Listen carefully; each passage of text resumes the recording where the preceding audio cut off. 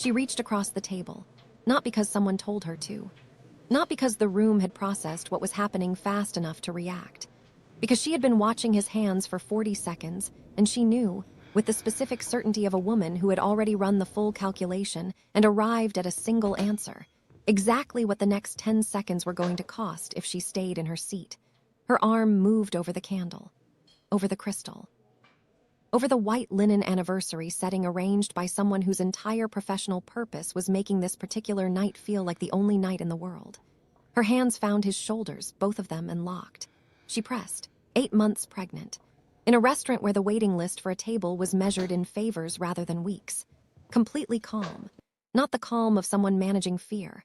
The calm of someone who decided. She cleared his airway.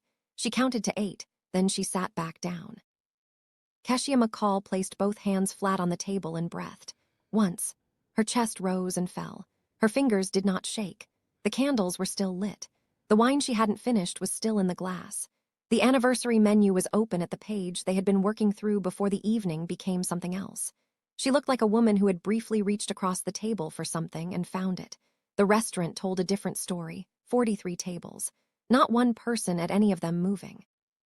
The head sommelier, Park Jae-yeon, Korean, mid-50s, a woman who had spent 11 years calibrating herself to every frequency this room could produce, stood at the wine station with the bottle still angled toward a glass that was already full. She had not registered, consciously, that she had stopped pouring. 3 tables away, a woman who had not been sitting alone at the beginning of the evening was now sitting alone and was not looking at her menu. She was looking at Keshia. They all were. Kang Min-yi was breathing. He turned in his chair the way a man turns when he needs to take stock before he allows his face to do anything. The man who could walk into any room in this city and watch it rearrange itself around his presence, who had built an empire on knowing, at every moment, exactly what was happening around him and why, looked across the table at his 8 months pregnant wife and understood that he had been seeing her, up until approximately 30 seconds ago, at entirely the wrong resolution. She held his gaze. Didn't flinch.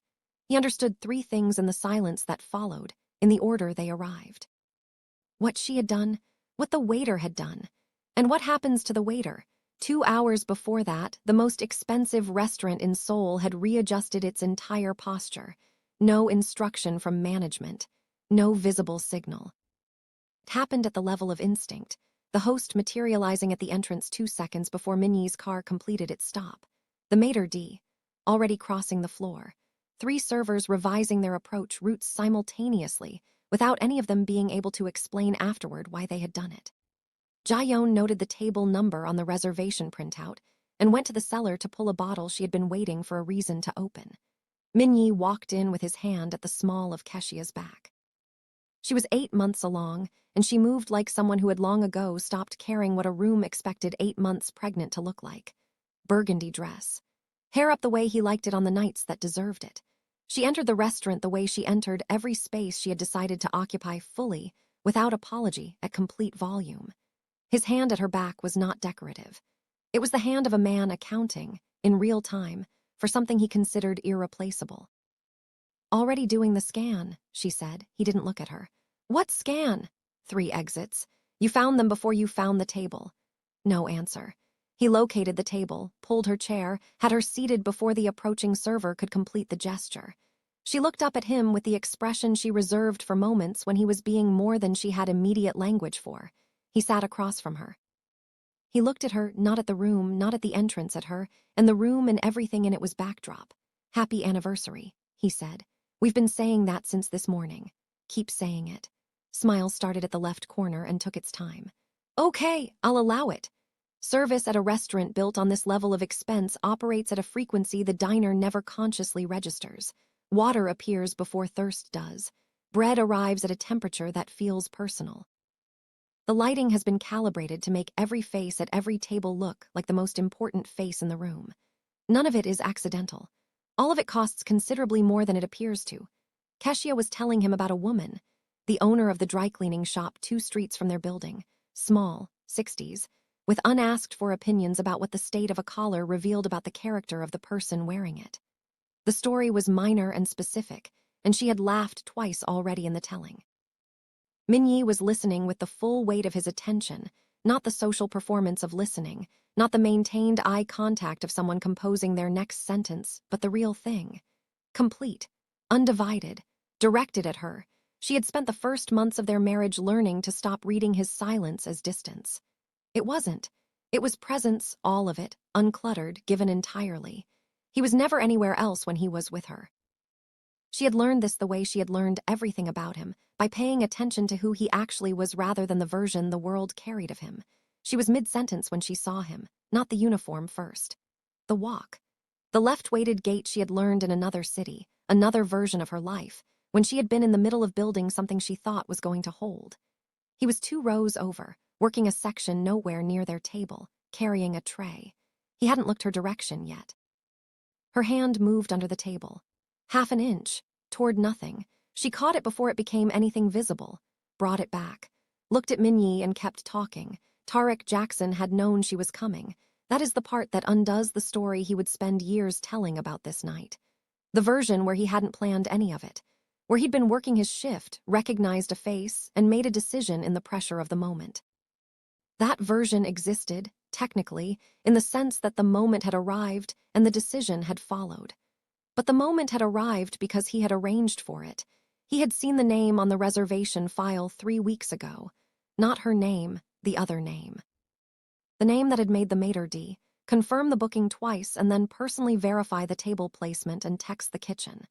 He had seen it and connected it to Keshia, and he had said nothing to anyone, and he had ensured he was scheduled for that night, and he had requested a section adjacent to table 14, and he had waited. 3 weeks. He had carried this quietly for 3 weeks, 32 years old, carrying a tray. He had planned to be there. He had left Keshia 2 years ago with the specific confidence of a man who believes he is ascending toward a life she doesn't have the altitude for. He had built a version of her inside his understanding, and that version had a ceiling, not a low ceiling, but a visible one, a ceiling he could name and point to and use to justify the decision he was making. He had looked at everything she was and decided he already knew everything she was ever going to be. He had left that behind and gone looking for something without that ceiling. The thing he went looking for had not worked out. The adjustments he had made after, he called them adjustments. A word that kept the story manageable had led him here. This restaurant. This uniform. This tray. A life that was moving horizontally while the woman he had assessed and filed and discarded was walking through the entrance on the arm of a man the room stood up for. She was 8 months along. She was glowing. She moved through the entrance with the ease of a woman who had stopped performing for anyone else's comfort and had simply started being entirely herself. The man beside her had his hand at her back like she was the most important thing in the building, and he knew it and he wanted the room to know it too. The ceiling Tarek had built for her, the one he had mistaken for knowledge, collapsed in the time it took him to exhale. He looked at the reservation file. Tree nut allergy. Severe. Flagged. Confirmed with the guest. He looked at the kitchen. He looked at the geometry of the sections and the table and the specific approach that would let him set the plate down from the angle where she would see his face, and he would see hers when she understood. He told himself he hadn't decided yet. He had absolutely decided. Keshia tracked him for 19 minutes without appearing to track anything beyond the dinner she was having. She kept her voice in the conversation. She kept her hands on the table where they were visible and still. She maintained the surface of the anniversary evening with complete precision. The warmth, the attention, the laughter, while underneath it she was reading Tarek Jackson through his body, the way she had always been able to read him. The specific tension in his left shoulder when a decision was already behind him and the execution was ahead of him. The particular set of his jaw when he was running something he hadn't said out loud to anyone. He had already decided. He was in the execution now. She did not tell Minyi. She ran the calculation on what telling Minyi inside this restaurant with 43 tables of witnesses would cost, how quickly it would leave her control, how many variables would become unavailable the moment the conversation started. She made the decision to hold it, to watch, to wait. To be ready, because ready was the only resource she had full access to in the next few minutes, and she intended to use all of it. She watched him pick up a plate that had nothing to do with his section. She watched him walk toward their table. He set Minyi's dish down with both hands. Careful, deliberate.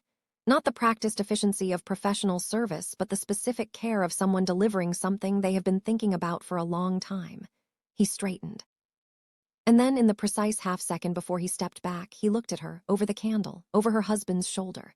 A direct, private look constructed for her alone, the kind that said, I already did it. It's already in the plate. You're too late and now you have to sit here and watch it take him.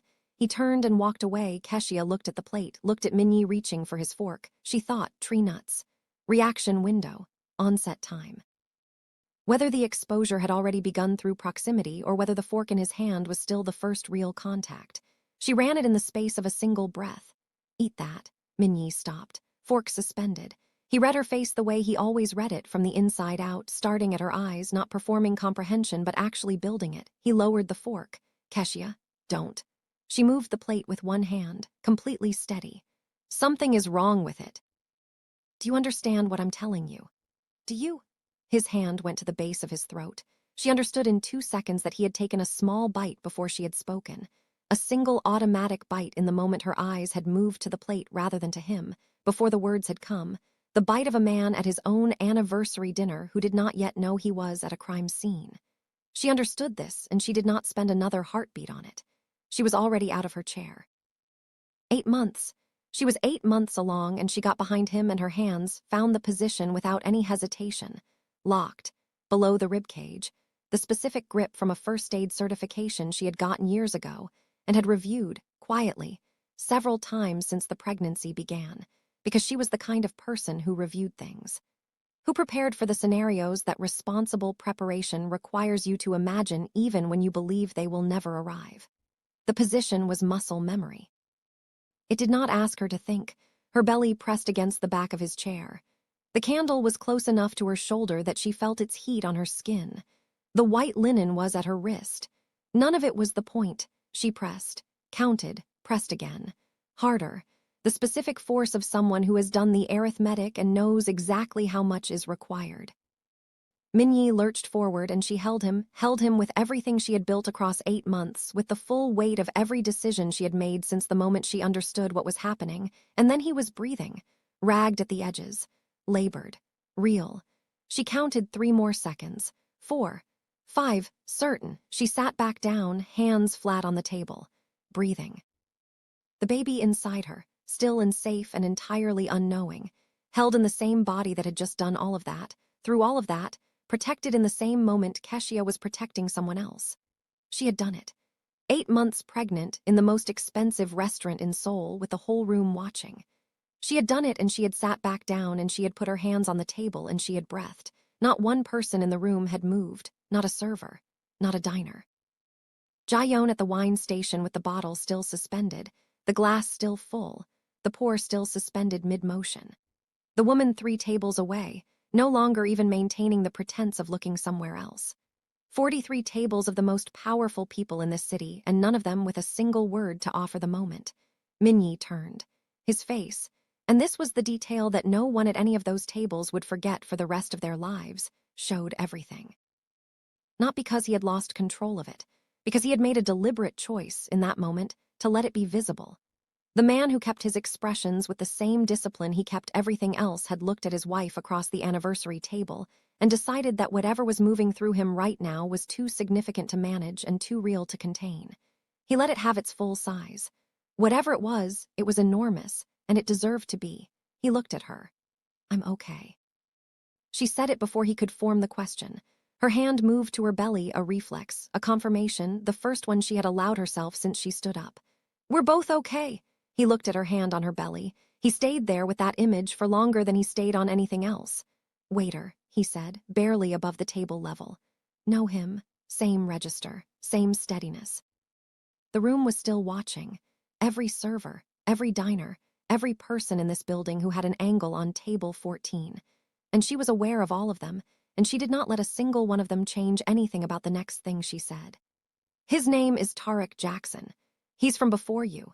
He accessed your allergy notation through the reservation file, and he switched himself into a section that wasn't his to deliver that plate specifically to you. Both hands on delivery. That's not this restaurant's protocol for a single dish. She paused, one beat. He smiled at me when he set it down, not at the table, at me. He wanted me to know it was him, and he wanted me to sit there and watch it happen and understand there was nothing I could do. particular quality of stillness that moved into Minyi in those seconds was not the stillness of shock. It was the stillness of a man in whom a large and very quiet decision has just been completed. "He was wrong about what I would do," she said.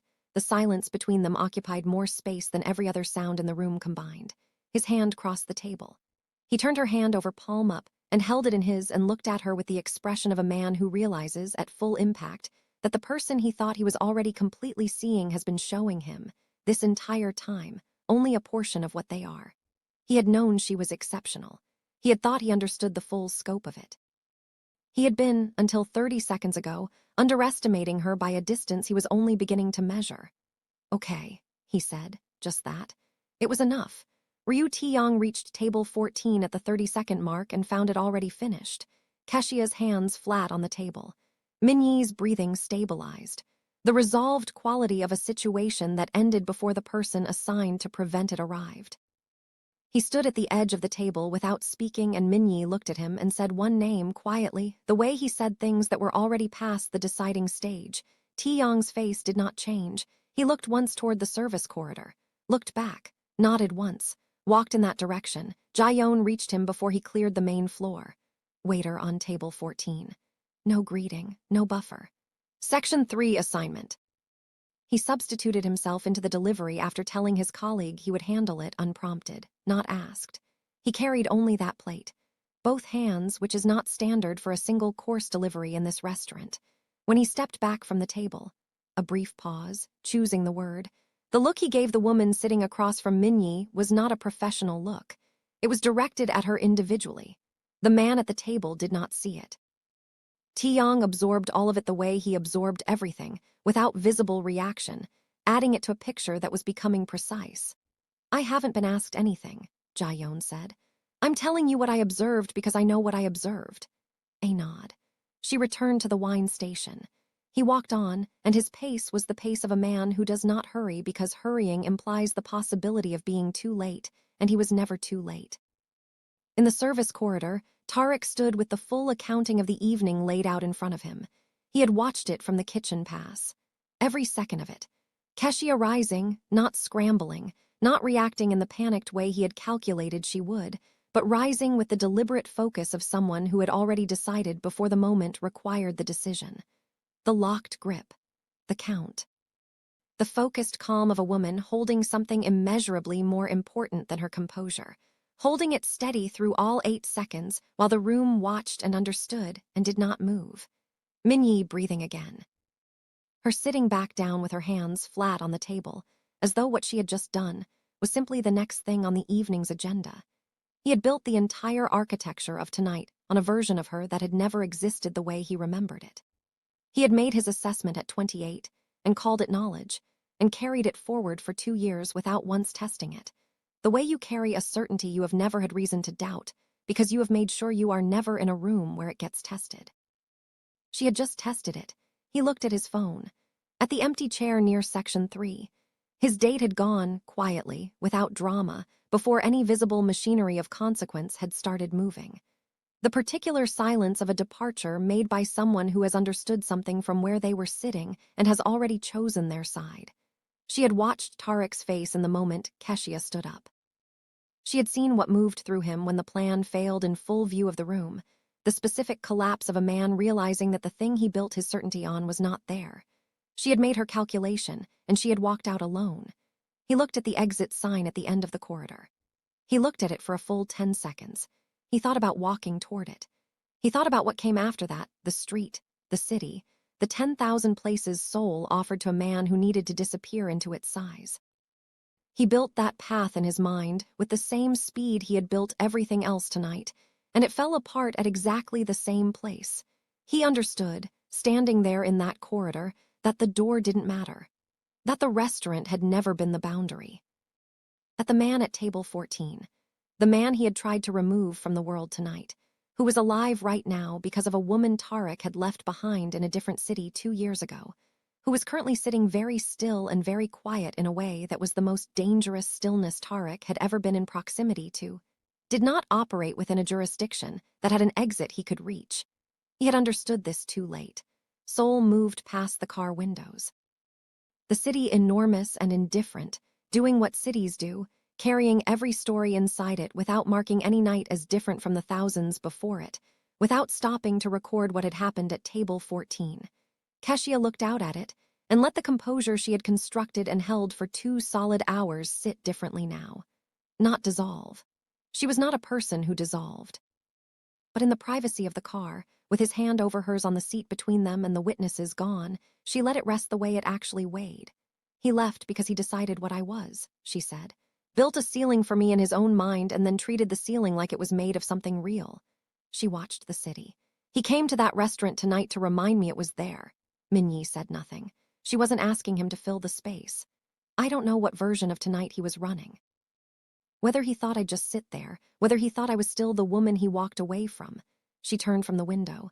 I haven't been her in a long time. I'm not sure I ever actually was. Minyi said quietly. You weren't. She looked at him directly. Are you okay? The real answer. I'm okay. Keshia. His grip shifted, less steady, more honest. I'm okay. I need you to tell me the same thing. She took stock of it honestly, her body, the baby. The full cost of those 8 seconds and everything she had spent without calculating the expense first.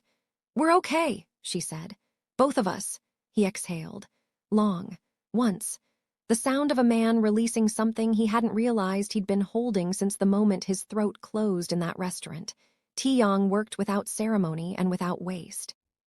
The colleague, the server who had watched Tariq volunteer for the wrong section, who had watched him select a plate with specific intent, who had calculated the cost of speaking against the cost of staying quiet, and had chosen quiet, was found in the locker room, halfway through changing, moving with the particular energy of a person attempting to exit a building they no longer feel safe in.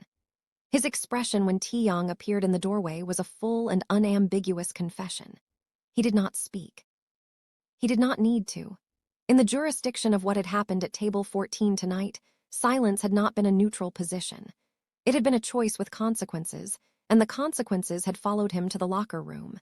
The date had not disappeared. She had left the restaurant without running, a distinction that told Taeyong something precise about her and the decision she had made when she walked out alone. People who run have calculated guilt. People who leave quietly and remain findable have chosen a side. She spoke clearly, without needing to be asked more than once. She had been positioned close enough. She had watched Tariq's face in the specific second that Keshia rose from her chair, and she had seen in that face everything she needed to understand about the man she had come here with tonight. Her account was complete. It had no gaps, intent, act, witness, every piece assembled. Taeyong placed the call, and the call was 70 seconds long, and when it ended, both men had said everything that needed to be said. What followed happened outside the frame of this story. It did not need to be seen to be understood. Keshia was not asleep when Minyi came in. She was on her back with her hands resting on her belly, in the particular stillness of listening to something that makes no noise. The small, persistent movements of a child who had been inside every second of the evening without knowing what the evening was. Present in every motion her mother had made at that table, in every calculated breath, in every second of the grip and the count and the sitting back down afterward. Held safe. Protected inside the same body that was protecting someone else in the same moment, without pausing, without dividing the attention. It's handled, Minyi said. She looked at him. Read the quality of quiet that had settled around him, the specific absence of residual tension that descends when something open has been closed. She had learned this over years of choosing to see him specifically, not the myth of him that the rest of the city carried. Both of them, he said. She nodded once. She had everything she needed. Come here, she said. He sat on the edge of the bed. She put her hand on his arm. She moved on the drive home. Her voice was quiet. In the car, she just moved, like she was checking in. She looked at her belly. I want you to know that when I was behind you at that table, every second of it, I was holding both of you at the same time. I need you to know that. Something moved through his face that he made no attempt to contain. He lay down beside her. His hand covered hers on her belly. The city moved past the window, enormous, indifferent, carrying its 10,000 simultaneous stories through the dark without stopping for this one. She had walked into that restaurant with the full, unguarded happiness of a woman who had no reason to brace for anything. A man who thought he had built an accurate ceiling for her had tried to use that happiness as an opening. He had chosen the date, the table, the plate. The specific smile sent across the candlelight that was designed to tell her she was sitting still while her world was taken. She had reached across the table. She had cleared the airway. She had sat back down. And now the city moved outside the window and his hand was over hers, and the baby was still, and everything that mattered was exactly where it was supposed to be. Tarek Jackson had come to that restaurant to show her a ceiling. He had stood at her table with his plan in the plate and his certainty in his face. Absolutely, completely certain that he had assessed her correctly. And she had shown him, with her bare hands at her own anniversary table, in front of 43 tables of witnesses and the most feared man in Seoul, that the ceiling had always only ever existed in his mind. It had never once existed in her. She had held on. That was the whole story.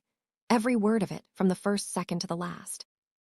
If this reached something real in you, say it in the comments below. Tell us the exact moment that got you. And if someone in your life needs to see a woman hold on tonight, send this to them right now. We will be here when you come back.